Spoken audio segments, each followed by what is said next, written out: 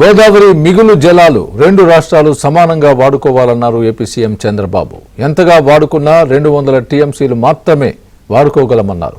బనకచెర్ల వద్ద ఎవరికీ ఇబ్బంది లేదని పేర్కొన్నారు. రాయలసీమను హార్టికల్చర్ హబ్గా మారుస్తామని, ప్రజలపై ధరల భారం పడకుండా ఎప్పటికప్పుడు సమీక్ష కూడా చేస్తున్నామని అన్నారు. గత ప్రభుత్వ అరాచకాల నుంచి రాష్ట్రాన్ని గట్టెక్కించేందుకు నిరంతరం కృషి చేస్తున్నట్టు తెలిపారు. బనకచెర్ల రాష్ట్రానికి రాయలసీమకు గేమ్ చేంజర్గా అవుతుంది. గోదావరిలో నీళ్లున్నాయి. మొన్న కూడా నేను ఒక మాట చెప్పాను, అటు తెలంగాణ వాడుకోవాలంటే వాళ్ళు కూడా వాడుకోవచ్చు, ఆంధ్రప్రదేశ్ మనం వాడుకుంటాం, ఎవరికి ఇబ్బంది లేదు. కాబట్టి వాళ్ళని అదే స్టేట్మెంట్ నేను ఇచ్చాను. ఈ రెండు రాష్ట్రాలు, తెలుగు రాష్ట్రాలు బాగుపడాలంటే గోదావరి నీళ్లు వాడుకునే అవకాశం ఇద్దరికీ ఉంది, ఇద్దరు వాడుకునే అవకాశం ఉంది. 100 సంవత్సరాల చరిత్ర చూస్తే 3000 టీఎంసీ నీళ్లు సముద్రంలోకి పోతున్నాయి. రెండు రాష్ట్ర ప్రభుత్వాలు వాడుకున్న ఒక 200 టీఎంసీ ఇక్కడ వాడినా, అక్కడ ఒక 200 టీఎంసీ వాడినా దానికంటే ఎక్కువ వాడుకునే అవకాశాలు లేవు. ఆ విషయమే నేను చెప్పాను, దానిపైన వర్కౌట్ చేస్తున్నామని చెప్పి కూడా నేను మీకు తెలియజేస్తున్నా. Next, alarming fiscal deficits. Offline online borrowings ఇష్టానుసారంగా చేశారు. ఎప్పుడు కూడా నేను ఒకే మాట చెప్పాను, ఏ రాజకీయ నాయకుడికైనా సంపద సృష్టించి ఆదాయాన్ని పెంచితే సంక్షేమ కార్యక్రమాలు చేసే హక్కు ఉంటుంది. సంపద సృష్టించకుండా, ఆదాయాన్ని పెంచకుండా నేను సంక్షేమ కార్యక్రమాలు చేస్తానంటే ఎక్కడి నుంచి సంపద వస్తుంది, డబ్బులు వస్తాయని అడుగుతున్నా.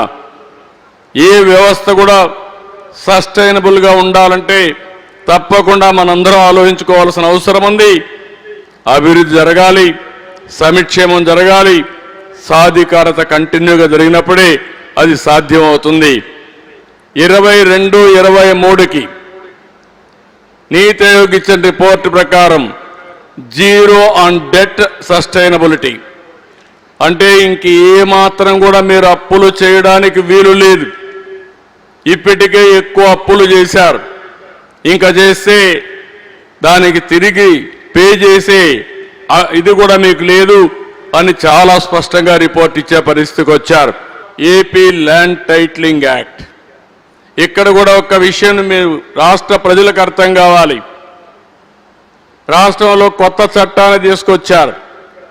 ల్యాండ్ రికార్డ్స్ అన్ని అస్తవ్యస్తంగా తయారైపోయినాయి. ఈరోజు మనకు వచ్చే సమస్యలు 170-80 పిటిషన్ ఏదైనా వస్తున్నాయంటే ఒకే ఒక డిపార్ట్మెంట్ నుంచి, రెవెన్యూ డిపార్ట్మెంట్ నుంచి. దానికి కారణం రికార్డ్సే తారుమారు చేశారు.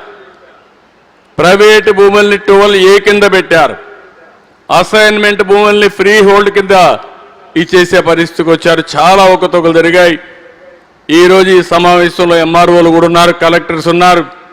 రాబోయే 1 సంవత్సరం దీని మీద డెడికేషన్తో పనిచేసి ల్యాండ్ రికార్డ్స్ అన్ని ప్యూరిఫై చేసి ఎవరైతే అర్హులున్నారో వారందరికీ ల్యాండ్ రికార్డ్స్ ఇవ్వడమే కాకుండా బ్లాక్ చైన్లో కూడా పెట్టి భవిష్యత్తులో ఎవ్వరూ ట్యాంపర్ చేయకుండా ఫుల్ ప్రూఫ్గా ఇచ్చే బాధ్యత మనం తీసుకోవాల్సిన అవసరం ఉంది.